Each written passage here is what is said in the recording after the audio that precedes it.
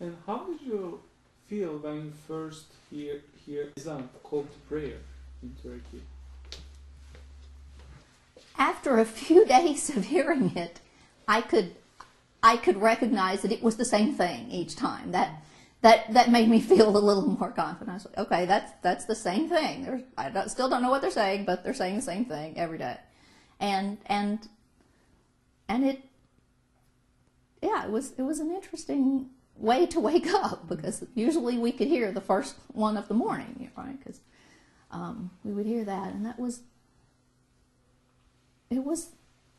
an interesting sort of community feeling that everyone heard that. And how is this of like seeing people going to mosque together, and when you visit mosque, what's your feelings about it? It changed gradually as I visited a few mosques.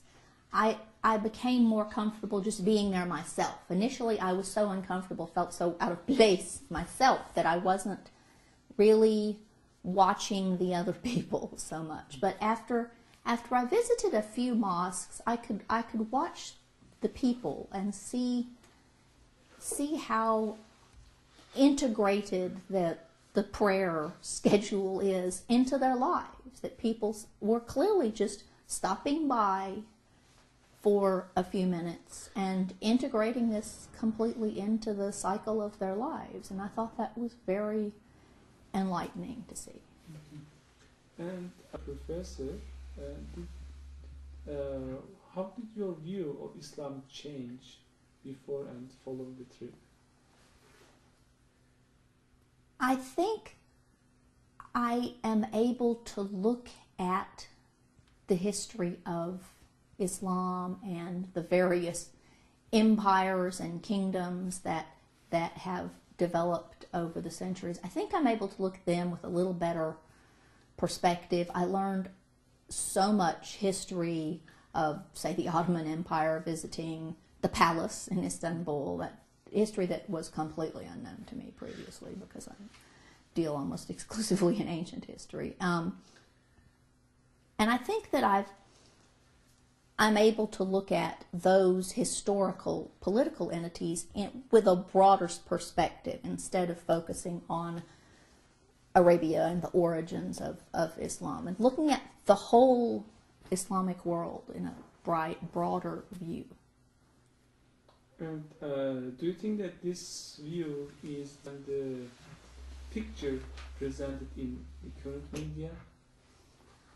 Yeah, I think one of the things that Americans don't get is that Islam is not just Arabic, that Islam is in other countries outside of the Arabic-speaking world. And I think that's a very valuable change of perspective for people to learn. And do you have any memories that you want to share regarding your trip?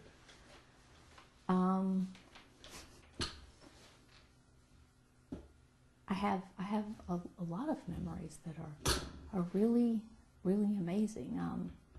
One of the things that I told people, I'm a Latin professor primarily, and I had not thought about my Roman poets that I read being in Turkey until I was in Ephesus, and I thought about, for example, the Roman poet Catullus, who visited the area of Turkey and would have visited rather like we did as a tourist, because to him they were the famous cities of Asia, right? And the Hellenistic Greek cities that he was so fascinated with. And I thought of this largely in Ephesus, looking at sort of a Roman city on top of a Hellenistic city on top of all the layers below that. And that was sort of a nice surprise for me, to have some of the people that I was more familiar with moved, they were there too as tourists.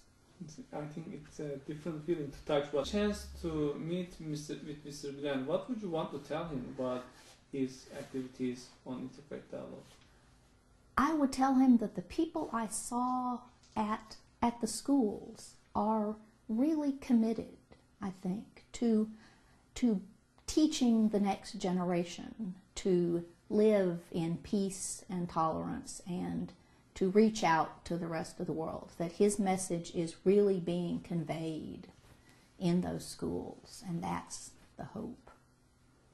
So are you more hopeful, peaceful world in the future? I think so. I think because there are so many of those schools, and they talked to us at every school about raising up a generation of people, and the next generation, to be good people and to be tolerant and able to get along in the world.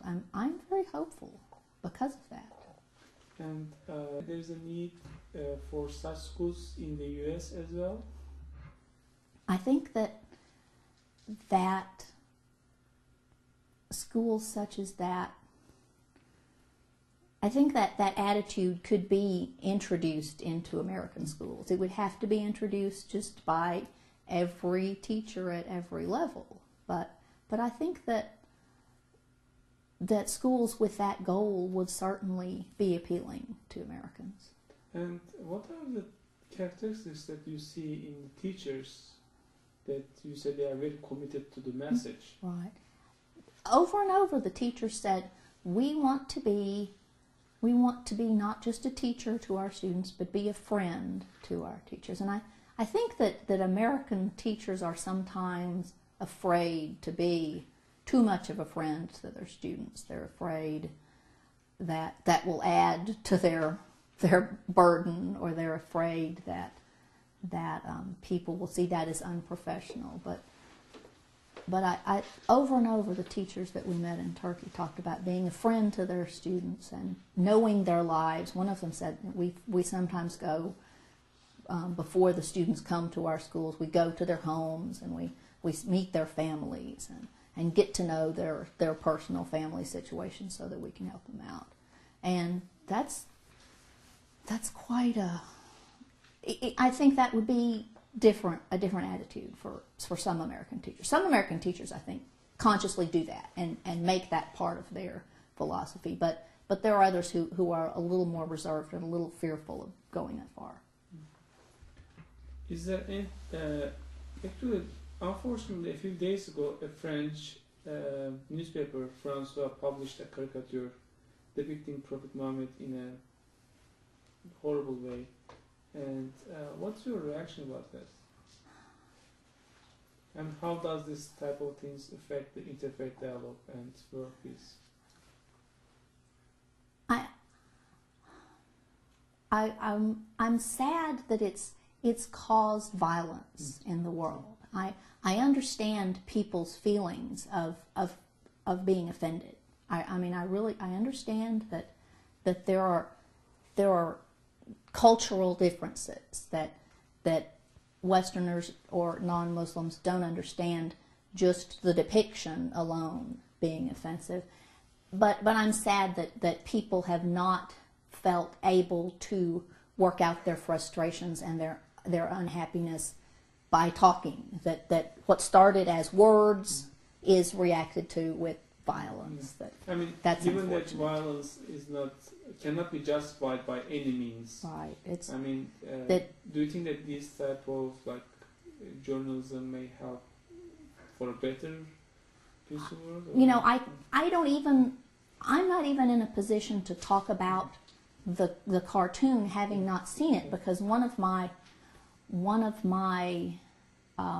concerns has always been people discussing books or articles or stories that they have not themselves personally seen or read, right? That, you know, frequently people condemn books they haven't read. So I am not even willing to make a judgment about the cartoon itself. Having not seen it, I don't feel that I am even qualified to comment on the cartoon itself.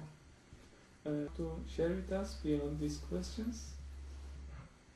I just want to reiterate my gratitude to the IED and the sponsors here and in Turkey and everywhere who are willing to sponsor these events and to put themselves out for all of these complete strangers to learn about their country. I'd like to thank all of those people that are so generous with their own resources for that.